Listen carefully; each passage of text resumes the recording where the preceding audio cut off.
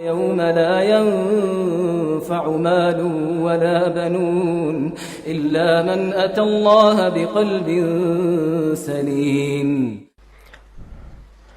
Ini tentang bacaan illa malikahu dalam Sahih Al-Bukhari. Apa benar demikian? Karena dia mengatakan bahwa kebanyakan bacaan adalah illa mulkahu.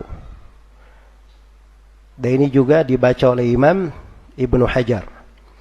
Apakah ada sisi pembenaran jika dibaca illa mulkahu? Nah, ini banyak pembahasan ya.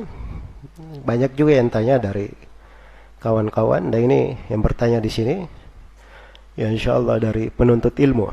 Saya sebenarnya senang menjawab untuk para penuntut ilmu saja, orang-orang yang mau belajar.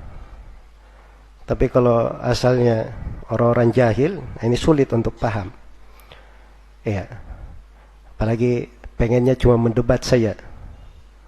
Karena itu kata sebagian penyair, wa inna ana'an antufahhima jahilan fayaz'umu jahlan annahu minka afhamu.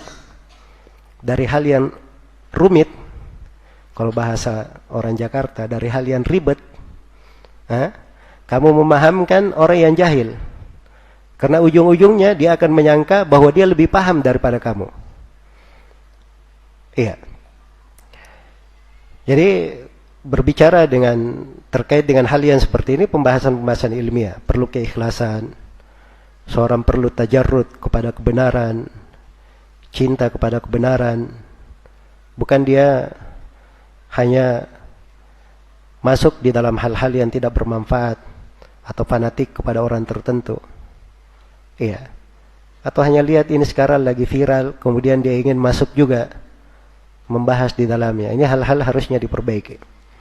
Ini terkait dengan masalah ilmu. Jelas ya? Iya. Yang pertama yang perlu diketahui, di dalam Sahih Al-Bukhari itu, Al-Bukhari berbicara tentang hal ini, itu di kitabut tafsir. Di tafsir surah Al-Qasas. Iya. Pada ayat, kullu syai'in halikun illa wajhah. Maka ada tertulis di situ cetakan, dia tertulis di dalam sebagian riwayat Al-Bukhari, illa malikahu. Ya begitu bacaan benarnya. Begitu bacaan benarnya. Bukan pada ayat wa yabqa wajhu rabbika dzul jalali wal ikram. Bukan di ayat itu. Jelas ya? Al-Bukhari tidak ada pembahasan di situ. Ya pembahasan beliau pada ayat kullu syai'in halikun illa wajha. Di situ ada bacaan illa malikahu. Di kebanyakan cetakan itu tertulis illa mulkahu. Di kebanyakan apa? Cetakan. Di sini pentingnya seorang itu belajar. Dan dia mengambil ilmu dengan jalur talaki. Mengambil dari guru. Jelas ya? Karena itu dari masa dahulu itu diingatkan ada golongan namanya as-suhufi. Dia cuma baca dari lembaran-lembaran saja. Tidak ngambil dari guru. Akhirnya ketika terjadi tashif atau terjadi salah baca, maka dia juga ikut salah di situ. Ikut salah. Kalau kita telusuri riwayat-riwayat, itu jarang dari para ulama yang meriwayatkan hadits mereka harokati di dalam penulisan. Jangankan harokat, kadang titiknya saja tidak ada titiknya. Di penulisan sebagian ulama hadits di masa dahulu. Terus dari mana dia pastikan? Padahal tidak ada titiknya. Nah, ini dengan jalur apa? Talaki. Dengan jalur sama, dia dengar langsung dari guru. Bagaimana cara guru itu membaca? Jelas ya? Nah, cara yang lain itu diketahui dengan penjelasan para ulama terkait dengan riwayat tersebut. Dilihat penjelasannya apa? Dilihat penjelasannya. Misalnya di Muqaddimah Sahih Muslim ada hadits di situ. Man haddatha anni bi haditsin yara annahu kadhibun fa huwa ahadul kadhibaini. Yara itu dua bacaan, bisa dibaca yara, bisa dibaca yura. Ahadul kadhibain bisa dibaca kadhibain, bisa dibaca kadhibin. Dari mana diketahui dua bacaan? Itu dari keterangan para ulama yang menjelaskan apa? Hadits tersebut. Kalau lihat harokat nggak ada. Tergantung siapa cetakan yang mengharokati. Kalau cetakan Sahih Muslim yang dahulu tidak ada harokatnya, yang bisa menerangkan. Di cetakan Fuad Abdul Baqi itu masih mending. Dia kasih 2 harokat sekaligus. Jelas ya? Dia kasih 2 harokat sekaligus. Nah, ini dia pakai cetakan yang mana? Itu yang mencetak siapa? Yang memberi harokat siapa? Kamu dengar dari Sahih Bukhari itu dari siapa? Siapa nama gurumu? Gurumu dengar dari siapa? Dari siapa? Itu kan dilacak semua. Benar nggak cara penyebutannya seperti itu? Nah, itu kan ada pembahasannya lagi. Kalau memang benar, misalnya sudah pasti sanadnya, gurunya mendengar mulkahu. Ditanya perawi yang lain apa yang dia riwayatkan? Kan begitu harusnya. Nah, ini panjang pembahasannya. Karena itu di sebagian hadits, di pembahasan tentang cacat-cacat hadits di ilmu ilal, itu ulama ahli hadits dia tidak terpaku pada cetakan. Itu ada beberapa hadits di kitab guru kami Syekh Mukbil, judulnya Ahaditsu Mu'alla Dhahiruha Sihha. Hadits-hadits yang mengandung cacat padahal zahirnya benar. Ada sebagian hal, misalnya beliau anggap bahwa ini hadits terputus. Ya, datang dalam sebuah cetakan, ternyata di tempat yang terputus pakai kata haddatsana. Kata Syekh Mukbil, ini kami enggak terima. Karena buku-buku para ulama yang menjelaskan jalur-jalur riwayat semua menunjukkan bahwa dia tidak mendengar, ada perantara. Ketika dia memakai kata haddatsana di buku ini tidak masuk di dalam jalur sama kami. Kami tidak dengar dari guru, sehingga kami bisa pastikan bahwa dia di situ pakai kata apa? Haddatsana. Kan butuh bukti kan? Dan mungkin saja manuskripnya ada kesalahan. Ya, di dalam hal tersebut. Ya, ini poin yang pertama yang harus dipahami. Supaya seorang itu bisa detail dan jeli di dalam mengkaji, di dalam membahas. Ya. Dan ini banyak ya, kalau kita mau kasih contoh-contoh, banyak bentuknya. Yang kedua, Imamul Bukhari rahimahullahu ta'ala, ini kaidah sering kami dengarkan dari Syekh Mukbil. Dan seingat saya itu pernah berlalu. Disebutkan oleh Ibnu Hajar di Fathul Bari. Dan disebutkan juga oleh ulama yang lain. Bahwa Imamul Bukhari itu ketika menafsirkan mufradat, kalimat-kalimat Al-Quran. Imamul Bukhari kan bawakan ayat. Kemudian ada kalimat di ayat beliau tafsirkan. Maka biasanya penafsiran Al-Bukhari itu beliau ambil dari seorang alim yang bernama Abu Ubaidah Ma'mar ibn al-Muthanna. Dalam kitabnya yang berjudul Majazul Quran. Biasanya Al-Bukhari mengambil dari situ. Ya. Di pembahasan ayat ini, Abu Ubaidah Ma'mar ibn al-Muthanna itu berkata, illa huwa. Kecuali dia. Ya. Al-Bukhari kan biasanya ngambil dari sini. Jadi kalau bahasa Abu Ubaidah ini, itu sama dengan penafsiran yang disebutkan oleh para ulama ahli tafsir yang lainnya. Itulah yang dibahasakan oleh Al-Bukhari, illa malikahu. Ya, segala sesuatu binasa kecuali wajahnya. Abu Ubaidah tafsirkan kecuali dia sendiri. Itu tafsirannya Abu Ubaidah.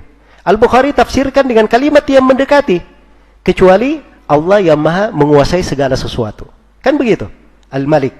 Itu kan maknanya malikahu, artinya malika kulla syai', yang maha menguasai segala sesuatu. Itu penafsiran benar. Iya. Itu penafsiran benar. Nah, jadi ini yang kedua, sisi yang kedua. Sisi yang ketiga, Imamul Bukhari rahimahullahu ta'ala sendiri, itu di Kitabut Tauhid, beliau menetapkan sifat wajah. Jadi tidak mungkin dia mentakwil di sini. Tidak mungkin dia mentakwil. Karena itu, harus diarahkan ucapan Al-Bukhari kepada makna yang paling indah. Kalau tidak, nanti orang akan tuduh Al-Bukhari dengan tuduhan macam-macam. Kok kontradiksi? Di sini mengatakan ada sifat wajah, di sini dia takwil, kan begitu? Maka diarahkan kepada mana yang paling bagus. Ya, mana yang paling bagusnya, itulah yang dibaca. Illa malikahu. Yang keempat, para ulama yang menafsirkan ayat ini, itu hanya menyebutkan 2 penafsiran. Dan 2 penafsiran ini, itulah yang disebutkan oleh Al-Bukhari. Imam At-Tabari, Ibnu Katsir, dan selainnya Mereka hanya menyebutkan seperti yang disebutkan oleh Al-Bukhari. Semuanya tersisa, semuanya binasa kecuali dia, atau penafsiran yang kedua disebut juga oleh Al-Bukhari, illa ma urida bihi wajhullah. Kecuali apa yang dikehendaki dengannya wajah Allah. Itu dua penafsiran. Dan dua penafsiran inilah yang ditafsirkan oleh para ulama ahli tafsir terkait dengan ayat. Dari para ulama ahli tafsir di kalangan as-salaf, At-Tabari, Ibnu Katsir, Al-Baghawi, dan selainnya. Jelas ya? Baik. Yang kelima, seorang imam itu kalau dia berucap sesuatu, maka asalnya diarahkan kepada keyakinannya. Itu namanya kita berlaku adil kepadanya. Dibawa kepada keyakinannya. Imam Al-Bukhari keyakinannya di atas akidah siapa? Akidah as-salaf atau akidah syariah? Di atas akidah as-salaf Al-Bukhari rahimahullahu ta'ala. Dan itu tampak di buku-buku beliau. Apalagi kalau kita baca Kitabut Tauhid dari Sahih Al-Bukhari, atau kita baca buku beliau Khalqi Af'alil Ibad, atau kita baca riwayat Al-Lalakai meriwayatkan dari Al-Bukhari tentang akidahnya, itu kelihatan Al-Bukhari di atas jalan para as-salaf. Detail sekali Al-Bukhari. Iya. Dan para salaf semuanya sepakat di dalam menetapkan sifat apa? Sifat wajah. Sepakat, tidak ada silang pendapat dalam hal tersebut. Maka dalam hal yang seperti ini, kalau kita berbaik sangka kepada Imam Al-Bukhari, maka kita arahkan ucapannya kepada apa yang mencocoki ucapan para ulama yang sesuai dengan keyakinan beliau sendiri. Iya. Dan yang terakhir, anggaplah dibaca illa mulkahu. Apakah dianggap benar hal tersebut? Jawabannya tidak bisa dianggap benar. Memang kalau Al-Bukhari baca illa mulkahu harus diterima dari beliau? Itu penafsiran beliau misalnya menyelisih penafsiran as-salaf? Jawabannya tidak bisa diterima, kan begitu? Karena kita sudah lihat dari ucapan as-salaf yang lain tidak ada yang mencocoki bacaan itu. Iya. Dan Imam Al-Bukhari manusia sama dengan yang lainnya. Maka harus dicocokkan sama dengan ucapan para ulama yang lain. Ini perbandingan namanya. Cuman yang ke-6 ini sebagian orang terlalu berat. Kamu berani menyalahkan Al-Bukhari. Ya. Kita tidak mau masuk di pembahasan itu. Makanya kita arahkan ucapan Al-Bukhari kepada makna yang paling apa? Paling indahnya, paling mencocokinya. Iya. Jelas ya? Karena itu guru kami Syekh Abdul Muhsin Al-Abbad hafizahullahu ta'ala, ketika masuk di tafsir ayat ini, saya hadir di majelis. Iya. Saya hadir di majelis. Jadi beliau qari'nya baca di kitabut tafsir. Dibaca ayat ini. Ya. Kullu syai'in halikun illa wajhah. Qari'nya membaca illa mulkahu. Syekh menoleh. Illa malikahu. Kata Syekh. Jelas ya? Ini Syekh Abdul Muhsin Al-Abbad, beliau ini sudah menghatamkan, mengajarkan Al-Bukhari sudah 2 atau 3 kali. Beliau. Dan beliau punya spesialis di dalam mengkaji Fathul Bari. Iya. Jadi keunggulan beliau di dalam mendalami Al-Bukhari itu lebih daripada yang lainnya. Lebih daripada yang lainnya. Selain daripada itu, beliau salah seorang dari ulama yang memang pakar di bidang akidah di masa ini. Di bidang akidah di masa ini. Dan beliau punya pembahasan khusus tentang bacaan ayat ini. Di dalam kitab beliau, Min Kunuzil Quran, di jilid 1 halaman 270, dan setelahnya beliau terangkan tentang bacaan itu, bahwa zahirnya dibaca illa apa? Malikahu. Andai kata pun Imam Al-Bukhari baca illa mulkahu, lihat bagaimana komentar Syekh bin Baz. Syekh bin Baz berkata, itu bentuk dari takwil. Syekh Abdul Aziz Ar-Rajihi berkata, itu bentuk dari takwil. Nah, itu cara salafi menyikapi. Jelas ya? Karena kaidah salaf itu tidak berubah. Para imam mungkin saja salah. Al-Bukhari bisa saja keliru. Jelas kan? Dan Imam Al-Bukhari sendiri di dalam sahihnya, terkait dengan hadits, itu dikritik oleh para ulama yang semisal dengannya, Ad-Daruqutni, Abu Mas'ud Ad-Dimashqi, kemudian Abu Ammar ibn Syahid, tapi ini terkait dengan Sahih Muslim ya. dengan beberapa imam yang lain yang selevel dengan beliau, ya. Dan ternyata ada sebagian riwayat yang memang dipastikan di situ bahwa Imam Al-Bukhari keliru di dalamnya, dalam riwayat itu. Tapi ini kan bukan konsumsinya orang umum. Kalau orang umum, mana bisa mereka terima? Masa Imam Al-Bukhari dibilang salah? Ya, kan begitu. Tapi ini konsumsi di tengah orang khusus dari para penuntut ilmu. Ya, bukan Imam Al-Bukhari itu salah begitu saja. Yang menyalahkannya itu para imam yang semisal dengannya. Ya, bukan saya. Bukan orang-orang yang baru datang belakangan. Jelas ya, lancang terhadap para ulama. Tidak. Itu nggak ada di dalam kamus kita, lancang terhadap ulama. Tapi kalau ada imam yang semisal dengan beliau di dalam hal tersebut, ya, maka begitu caranya memahami. Itu kaidahnya. Baik.